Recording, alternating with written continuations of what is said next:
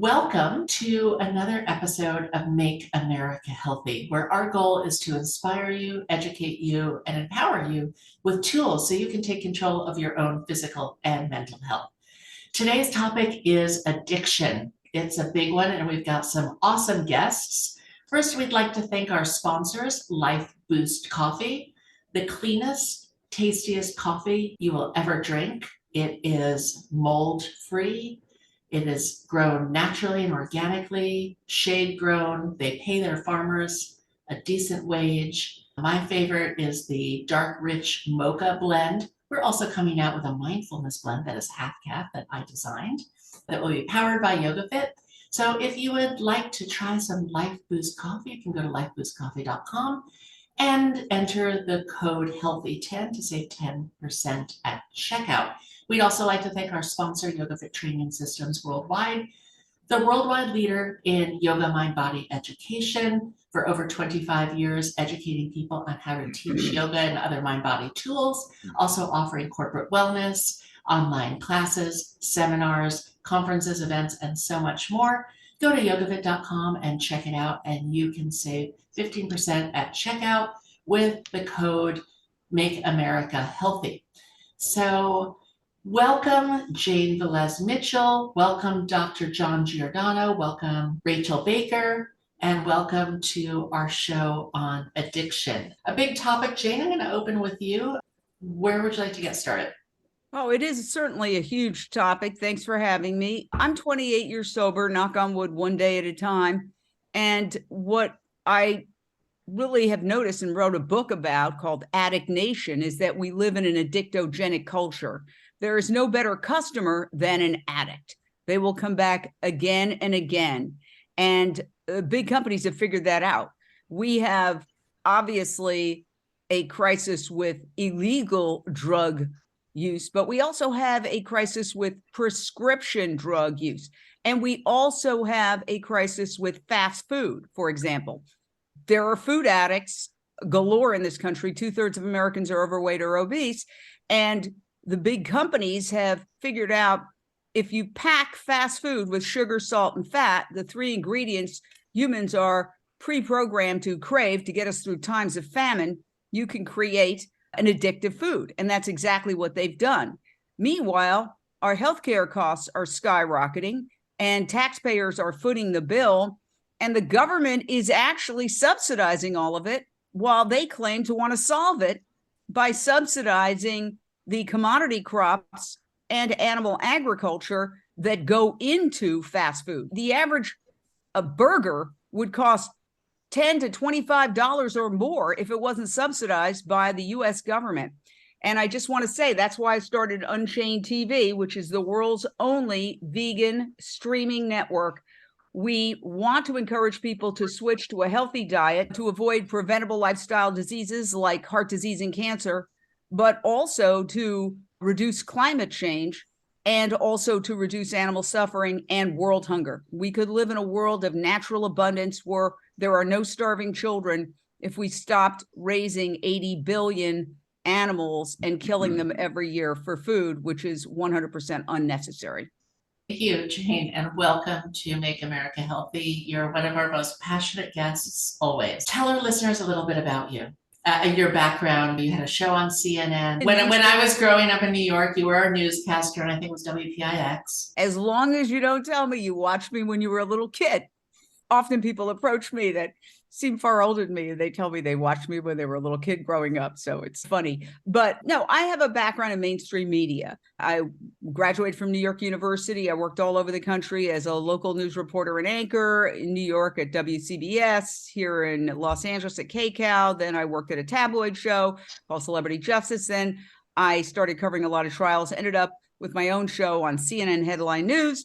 And when that ended after a nice 6-year run, I was at the point where I was like, I want to be my own assignment editor. And I want to talk about what I know to be the most important stories of our time that are completely ignored by advertiser-based mainstream media. Because who keeps the lights on? The very companies that are creating this addictogenic culture. So I started Unchained TV, which is the world's only streaming network to encourage a plant-based lifestyle for the survival of our species. Look what's happening in Maui. Look what's happening in Corfu. We're just seeing the very beginnings of the climate apocalypse that is approaching. And yet people are like, I'm a victim. No, we're all participants. And there's one thing that nobody talks about that could radically reduce everybody's emissions footprint. And an Oxford study, I'll just finish this and then I'll be quiet. Yeah, because the topic of the show is addiction. So we are addicted to our own demise. We are eating our way to extinction, and I'll leave it right there. And with a 54% obesity rate right now in the US, I'm sure there are many people who would agree with you. Dr. John Giordano, welcome back to Make America Healthy. Tell our listeners a little bit about you. I've been in recovery now going on 39 years. I ran a 62-bed inpatient JACO accredited facility. We did intensive outpatient aftercare. We had 3-quarter-way houses. I started it with $300. And in 2012, we sold it for $45 million. Currently, it's 80 medical and scientific peer-reviewed journals. I work with around 12 universities, guys coming from neuroscientists, geneticists, psychiatrists, psychologists, counselors. I'm also one of the leading experts in psychedelic plant medicine with Dr. Deborah Mash. I started with her in 1996 in the island of St. Kitts. I worked for her for 13 years. Matter of fact, I just got off the phone with her a little while ago. On Ibogaine. For those who don't know, Ibogaine is a bush from West Africa. It was used as a rite of passage for the Weedy tribe. And what happened was there was a gentleman named Howard Lutzoff, who was a heroin addict who wanted to get a new high. And he went to Gabron and he did Ibogaine. He woke up the next morning, he was detoxed, he didn't have any cravings. So he came up with a great idea. He said, I can make money with this. And he opened up a place in Panama. And he got Dr. Mash to come along with him. And then eventually they didn't get along too well. And she opened up a treatment center in St. Kitts. I'm also a chaplain for the police department. I'm a traumatologist. I work with police officers that have been in shootings, people that are coming back from Iraq, Afghanistan. I'm a grandmaster in the martial arts. I've done 8 plays in the Theater of Performing Arts. I did a concert with James Brown. We had 60,000 people show up. I write books. Anyway, that's enough about me. I do a lot. And you also own the South Florida Ketamine. Oh, yes. I also one of the owners of the Ketamine and Wellness Center of Pompano Beach. Yeah, and I've actually been a client of John's in that capacity. John and I met at the Ken event in January. So addiction, yes, Jane, I agree with you. We are a nation of addicts. I always say if we can choose our addictions, and my choice of addictions is working out and working. At least I have a good body and I'm viable. So if addictions can be chosen, choose healthier ones. And I'm sure that you're all familiar with the term cross addiction. So many times people will get into recovery from alcohol or drugs and then they become a food addict or a shopaholic. And I've seen that too close to home. So I've had firsthand experience because I've had a lot of relationships with addicts. For some reason, they love me. I think I have a neon sign going over my head saying addicts welcome. I don't know what it is, but they're either using or in recovery. Hopefully that has changed now. But in any event, I've spent a lot of time around the 12-step communities. I did Al-Anon for a number of years. We just did another show on manipulation and gaslighting, and our listeners were referred to codependent meetings. So I think the 12-step model is a great one. Although I do have some challenges about people waking up every day and saying they're powerless. I don't know that's the best affirmation. We can get into that a little bit later in the show. But this is it's a heavy topic. It's a big topic. For many people in recovery, it's just really daily practice. And how do you handle that daily practice? John, I know that some of the modalities that you are involved in, I have not personally done Ibogaine, but I'm very curious about it. And if I have the opportunity, I definitely want to do it. I've been to your ketamine clinic as a client because I don't want to succumb to going back on antidepressant medication because I have some ethical issues just within myself. I think that pills are great. I'm just making a choice not to engage in them. Jane, I'm not going to use the analogy of skinning cats, but there are many different ways to find solutions. So Let's talk a little bit more about the challenges and then talk about what works for people. From the research that I've done, I know that people who go into a 30-day in-treatment center, let's say for alcohol addiction, there's only a 10% success rate there. So the odds are not stacked in anyone's favor. What are some solutions that you have both used? And then Rachel's going to jump in towards the end of the show with some yoga and mind body tools. But what are some strategies and tactics? One of the things that I like to say is Dr. Blum, he's a geneticist who found the addiction gene, the main addiction gene. There are other genes that are involved, and that's the DRD2 variant gene. Now, just because you have that gene doesn't mean you have a life sentence to become an addict, but means you have a propensity to become one. But there's such a thing as epigenetics, which means the social environment can change the gene expression. We look at it as RDS, all of the addictions. It's called reward deficiency syndrome. What addicts are doing, they're chasing dopamine and serotonin. And you have eating disorder. Usually heroin addicts go to eating disorders. You get cocaine addicts go to sex addiction and alcoholism. And it goes on and on. I don't know an addict that only has one addiction. When we talk about addiction, how do you know I'm an addict? It's real simple. I do a simple term. If you continue to use a substance or a behavior in spite of adverse consequences, maybe you need to take a look at that. Now, we keep treating people psychologically. Try to talk to your thyroid if you have a low thyroid. Let me know how you do.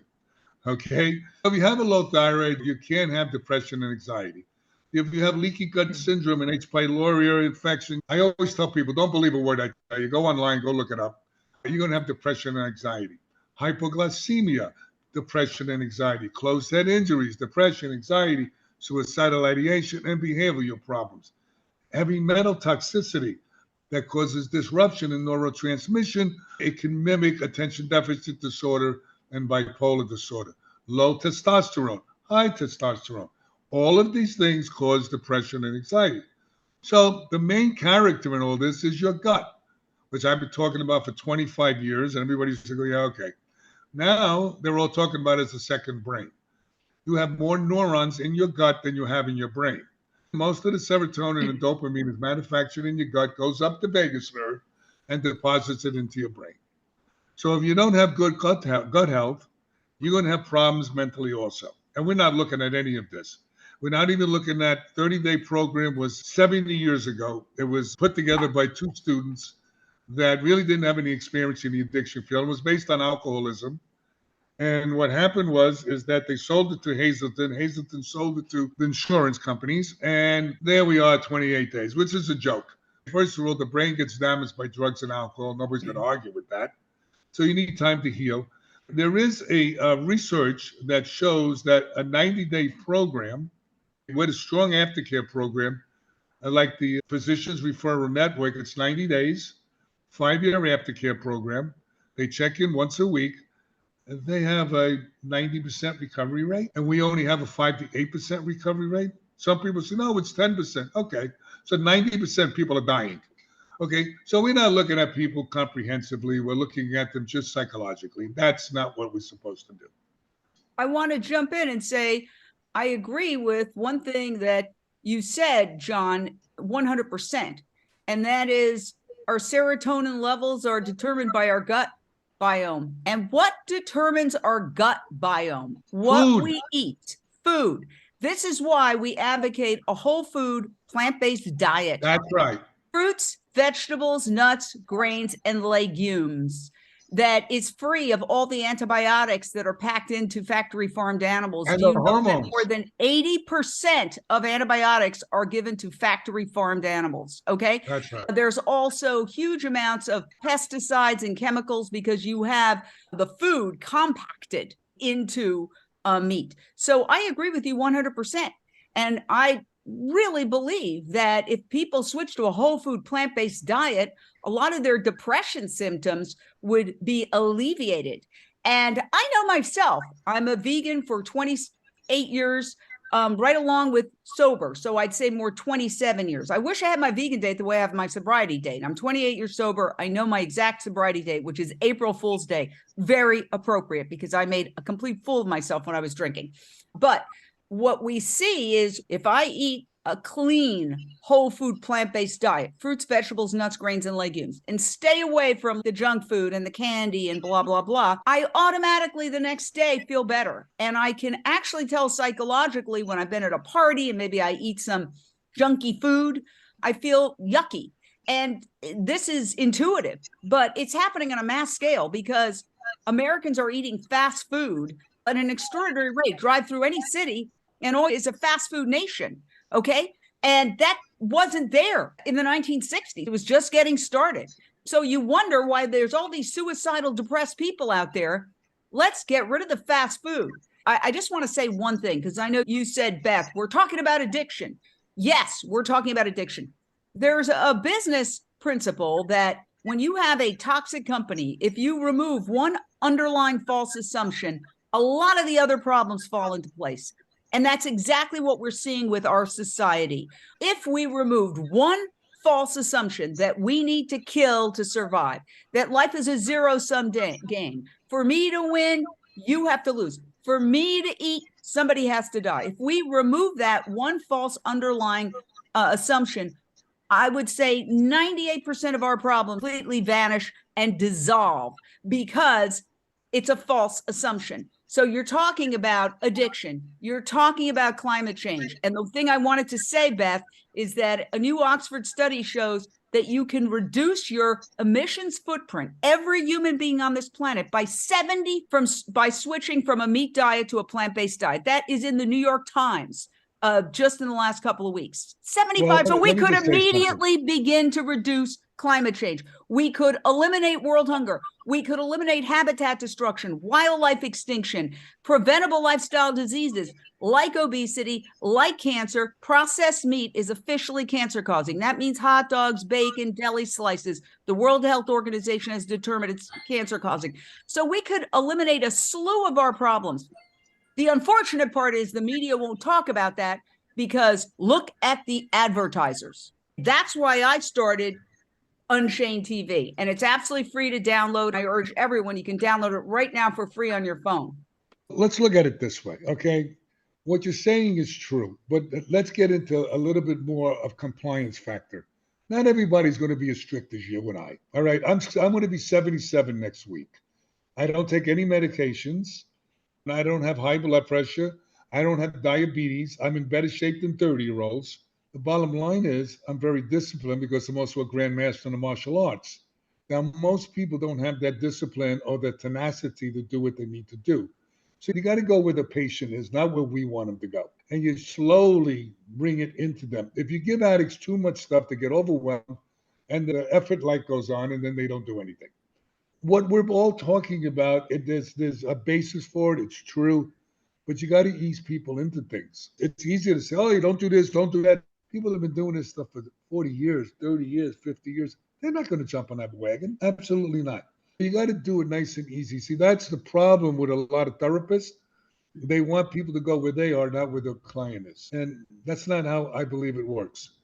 And one thing nobody's talking about is water. Okay, a water supply is really bad, number one. Yeah. But what uses, if you don't drink enough water, your brain shrinks. If you don't drink enough water, your body doesn't function properly. And it's also really important to put some Himalayan salt and lemon juice in your water as a natural hydrator. Look up gray salt. Okay.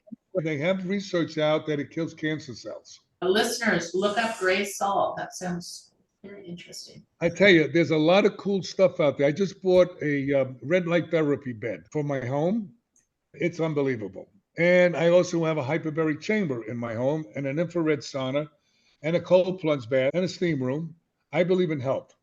I believe in eating properly. All my water supply from outside into the house is 1 micron, 5, 10 micron.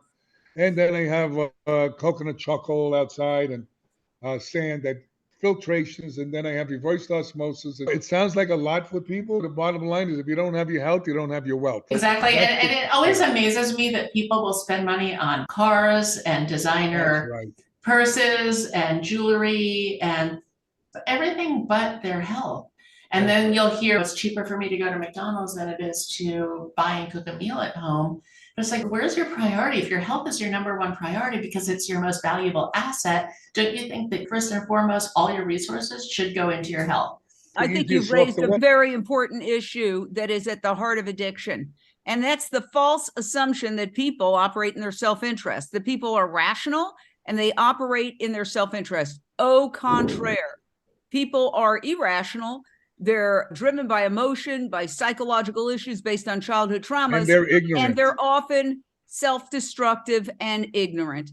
And sometimes they're willfully ignorant. So here's the problem with addiction. Let's get into the solution. First of all, what's going on with the psychedelic industry, it's following the mantra of the addiction industry. You got a bunch of bad actors in there that all they want to do is make money. Psychedelics is merely a door opener. It is not a panacea. It is not a cure-all or a magic bullet. It opens that subconscious door. Now you need integrative counseling with it. You need therapy with it. You need to address all your traumas. And yes, you need to eat right. You need to do this. You need to do that. All of the stuff we're talking about, I agree.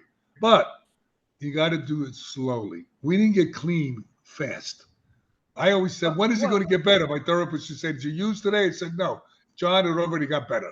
Wait a second. I got to jump in here and ask you a provocative question.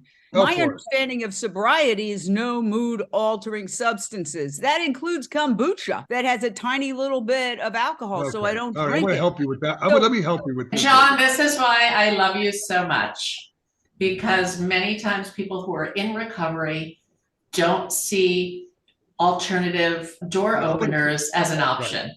That's right. Let me explain to you about all of that. Let's say you get an operation and you have to do some opiates, right? Did you relapse? Nope. No. How come? You did opiates. Maybe, yeah. Jamie, yeah, but I get your point. I get your point. Okay, listen to that story. It's about intent.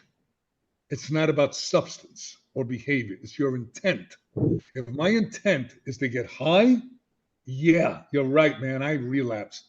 But if my intent is to get well, and it's not some kind of baloney that I'm putting out there, and I'm doing it under medical supervision, wow, we only got a 5 to 8% recovery rate. We all in recovery better wake up. We keep doing the same thing over and over again, expecting different results, because you see what it is with most people.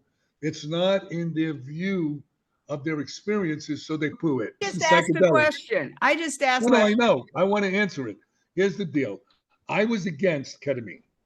I was lecturing out in Taiwan at the neuroscience conference, and I had 4 scientists talking about ketamine, how it's highly addictive, and how people were dying, all that kind of stuff. I said, wow, I'm not going near this stuff. That was about 7 years ago. Then I started looking at the research. And then I got interested. My wife suffers from bipolar disorder, and I brought her to this clinic with these women who really care about people, not about money so much. Not that money is not an issue when you're having a treatment center, but where their primary care is about people. And they were doing a comprehensive approach to this, not just giving somebody ketamine and saying, have a nice day. So I said, wow, look at this. Then I look at the science. The science says that you grow new connections with psychedelics, okay, with ketamine. That's number one. Now, just because you grow those new connections doesn't mean they're going to stay that way. Because new connections in the brain is like putting a seed in the ground. The soil has to be good. The seed has to be nurtured with water, with sunlight. So it's the same thing with our brains. When you make new connections, they have to be taken care of. That's why if you go to meetings, people say to me, meetings don't work. No, you don't work. Meetings work. I eat all that good food. It doesn't work. No, you don't work. The bottom line is this. People in NA, AA, all the self-help groups, some of them are locked into an old way of doing things. If it works for them, terrific. But if we don't start looking as a group about new ways just because we're afraid of it or we hear all this nonsense that's going on, we're never going to change. Even if there's 10% recovery rate, 10%, 90% are dying. So we better start getting our head out of our butt and start looking at other things that can help us. Never mind making all these judgments. Do it first and then come back to me and tell me what you think. Well, instead of standing I from respect afar and your looking at it. opinion. Not you. I respect your opinion. It's not for me. No, My it's okay. rule is no mood altering substances. Obviously, if you're in surgery, you don't want to go through surgery without a painkiller. But I think that for some people, it could be a very slippery slope. That's all I can say. And I just want to share one thing. I have done ayahuasca a number of times, just with the intention of spiritual growth and self-transformation. And on one of my journeys to Costa Rica a few years ago, every single shaman that administered the medication was in recovery. John, I'm sure you know the place because the gentleman who started it did an ibogaine journey, and then he got the download that he should open an ayahuasca clinic that is, by the way, medically supervised. So I'm going to tell our listeners, if this is something you are considering, go somewhere that is medically supervised. Don't just go to somebody's backyard. Don't try it at home. Same thing with ketamine. Don't snort it because your friend has it. Do it intentionally with the desire to, whether to heal your brain, to connect closer to your heart and spirit, to have some past life regressions, to deal with some trauma. For thousands of years, people have been using yoga and meditation to ascend higher levels of consciousness. And many times people will use intentionally psychedelic medicine, whatever it is, to achieve the same states. Now, I'm not saying they should do both at the same time, although that might be interesting. I've not had that experience either.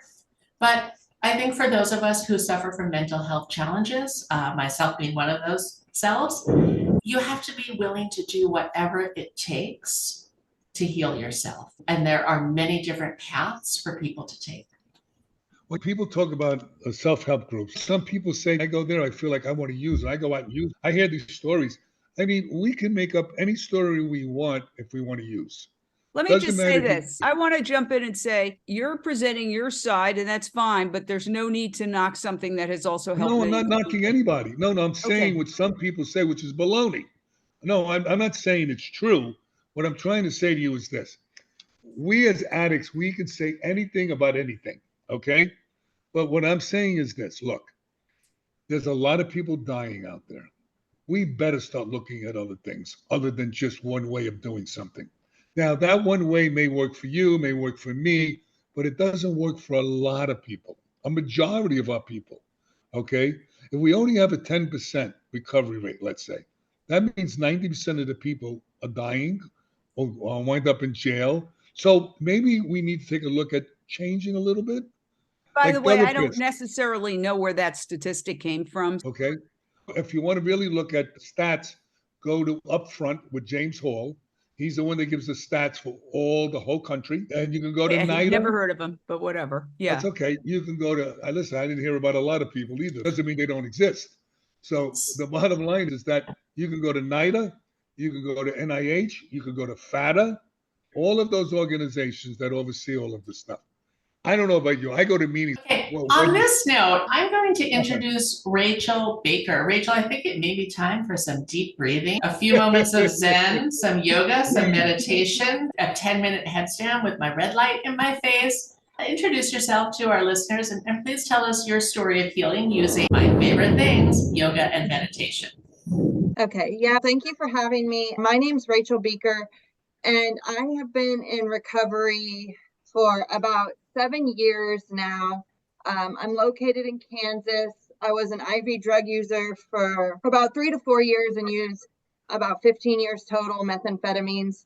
And my story, I guess, is piggybacking on everything being said, is on more alternative methods towards recovery than what we're traditionally used to in the United States. And again, there is nothing wrong with those models, but just like Dr. John was saying, I think we just need more options for individuals because recovery absolutely is not a one-size-fits-all model. I say at YogaFit when I teach, the one with the most options wins. And by that, yoga poses, because there's so many different modifications and options you can do on each yoga pose. Yeah. So if you know your options and you have 5 different options on the same yoga pose, you're going to win because one of those options is going to work for you. Exactly. Yeah, and yoga, to be quite honest, is what worked for me. And interestingly enough, it was when I started YogaFit and my YogaFit training. And I was originally just going to do a level 1, just get my foot in the door and begin teaching yoga. But it was actually the fact that there was a specific track for addictions and recovery. And it was like, that's when I received my download. The light bulb went off that, okay, I need to go back to school. I need to become a counselor, and I need to combine this with yoga. And that took me down a whole whirlwind of just learning about how our body system works. And I agree with everything food wise, the microbiome, we need to keep that in check, but also just regulation of the nervous system, understanding how trauma affects all of these pieces, because anybody with an addiction, their lives are just riddled with trauma. And so there's all these different pockets of physicality that yoga can hit. It can regulate the nervous system. It can heal trauma through physical expression, releasing that energetic load. And this was the kicker for me, was the actual spiritual principles associated with yoga. Because AA and NA, just due to my background and my traumas, the first moment I heard the word God, I turned away from that. And I know that AA and NA, I'm a counselor. I work with a lot of individuals who love NA, and they really do try and be inclusive on all religious aspects. But for somebody, and I've had very many clients, that word God can really startle people. The thing with yoga, which I learned all this through YogaFit and through my trainings, but the yamas and niyamas and all these practices are just so much aligned with the 12 steps. I did the chart for the addictions manual where I compared the 12 steps to the yamas and the niyamas. But that was my contribution to that program. It's absolutely fantastic because it's just a different lifestyle. It's a mindfulness lifestyle. It's a lifestyle of inventory. It's the same thing. It's just us as crazy little human creatures. We get tangled up with these words, even though we're all trying to accomplish the same things. And the language of yoga essentially worked well for me. I've really been focusing my training. I'm working on getting my master's degree now and just rebuilding all of my practices and whatever I'm going to do with my future clients, hopefully to become a full yoga therapist in the future, but focusing more around holistic modalities and also getting the whole body involved. I think that's another component that we're missing, which psychedelics does do that. That helps starts getting the body involved instead of just focusing on the mind. We have this problem, I feel, in Western medicine where we separate mind and body, when really we should be working on everything all at once. Dr. Bob did psychedelics. Most people don't know that. Go read the book. He did LSD, didn't he? He did LSD and nutrients, exercise, all the things I'm talking about.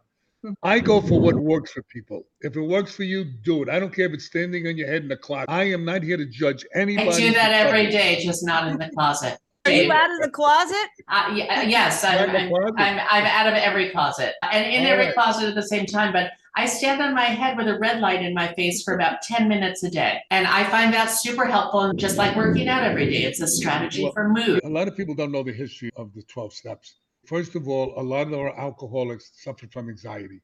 So they were doing Valiums and they were doing benzos because the doctor gave it to them and it was okay.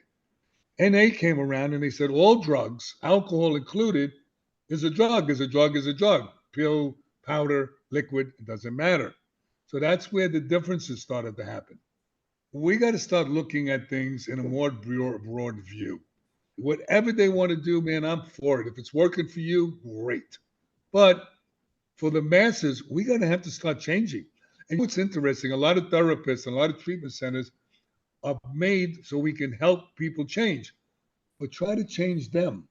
Listen, I can't tell you, since I live in South Florida now, I have approached at least 10 different addiction recovery treatment centers and offered my services to come in and teach yoga, because I really believe that if people practice yoga every day, they're going to have much better, there's going to be a much better chance of them staying sober. No one's interested in what I have to offer. Same thing with a plant-based diet. You wonder why people are depressed? They're killing every day. And in the reptilian brain, you know you are killing. And when children see meat for the first time, quite often they don't want to eat it and their parents force it on them. I was one of those kids. I told my mother when I was 10, I wanted to be a vegetarian. She sent me to school with a ham sandwich. Exactly. So when you think of people who commit crimes like murder of humans, suffering, guilt, and shame and sadness, you could go back to the first crime novel, Crime and Punishment. It's the same thing with eating. If you are killing every day, and not only killing, but participating in horrible industrialized torture, on some level, you know it, and it makes you sad. There is no need to kill to survive. And that is what I'm talking about as a universal solution to most of our problems. But the reason I spoke up, Beth, is like you, people don't want to hear it. Yeah, eat healthy. Let's move on. No, it's not health. This is a spiritual problem, addiction, and it has a spiritual solution. Let me tell you, so many people are walking around, love, be of service, and then they got a rib in their mouth. And they bought their dog, and they're conscious spiritual people, and they purchased an animal. Listen, Jane, I 100% agree with what you're saying. Rachel? Nonviolence and compassion, that's the first yama of 8 limbs of yoga. And that's how you should look at everything. That's the overall arching. You should look at all the other yamas and niyamas and all the other practices in your life through the lens of compassion, through the lens of nonviolence. And when I teach these to individuals at a treatment center, which I have gotten an opportunity to teach yoga at a treatment center for several years, and it has been really impactful, I teach them at ahimsa in the very basic level of how they're speaking to themselves, because that's meeting them where they're at. They're not ready to look at this whole big world picture of how I'm impacting others. They will eventually get there through self-reflection, but it's meeting them where they're at. So it's just simple. Is that thought that I'm thinking about myself right now? Is that compassionate towards myself? Is that inflicting violence towards myself? And just overall some guidelines that way. In general, when I did get a chance to teach at an addiction center, because I was a residential counselor there for a while, it was really challenging because you have people from all walks of life and different physical levels. So that's challenging, and an impression of yoga. A lot of times I would just end up doing yoga nidras with them to at least get them to slow down and to learn how to breathe. I think if they can learn how to breathe properly, that's very powerful and impactful and one step closer. But I've had multiple people come back to me that have told me that they weren't paying attention, or they thought that it was not worth it. Not multiple. This was a story. They've gone to jail and they decided, while I'm in here, I'm going to pick up a book on meditation, and all because of the things that they had experienced through what I was teaching them, and were able to calm themselves down and learn about meditation and now regularly meditate. And I've had multiple stories similar to that, to where people, even if you don't think you're making an impact, they're listening, I guess is what I'm trying to say. And all of these are just really simple practices and I think that's where we need to start, is with the simple practices that they can take home with them. Can you learn how to breathe deeply? Can you learn how to breathe from your diaphragm? Because if you can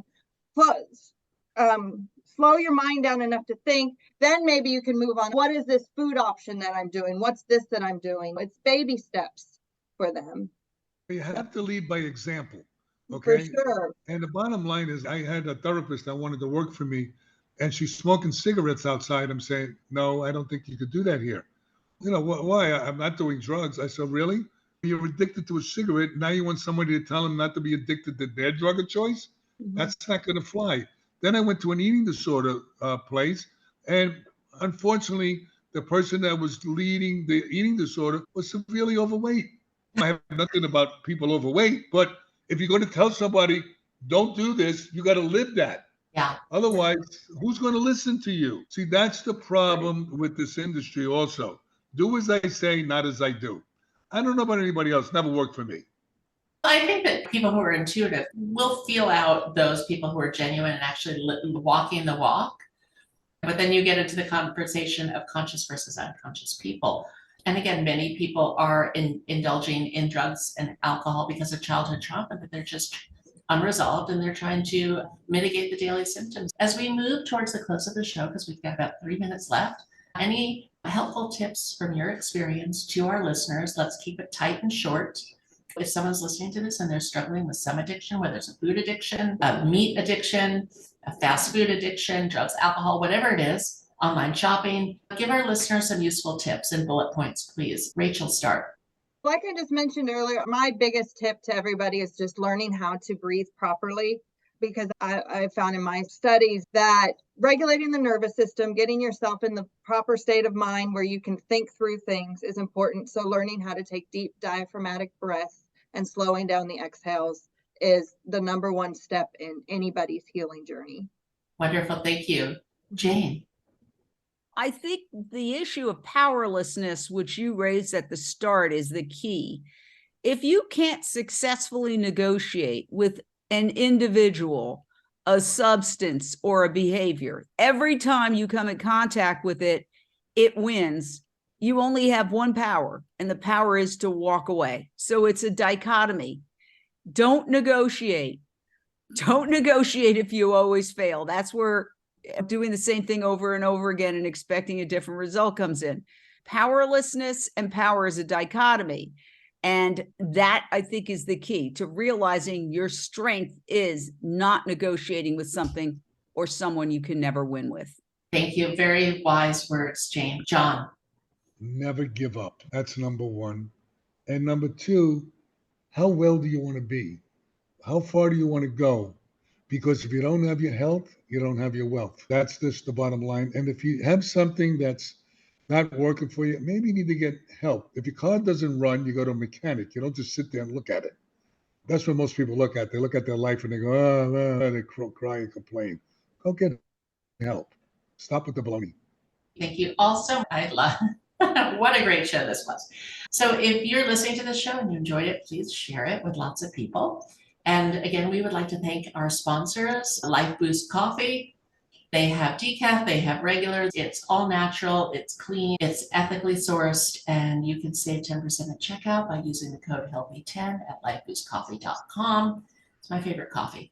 We'd also like to thank our sponsors, YogaFit Training Systems. If you're in a place of pain, a life change, having an addictive crisis, or simply want to increase your viability as a health and wellness practitioner and build your business. Thank you all again. What a great show. Thank you all so much. Namaste, everyone, and have a beautiful, healthy rest of your day. Let's make America healthy.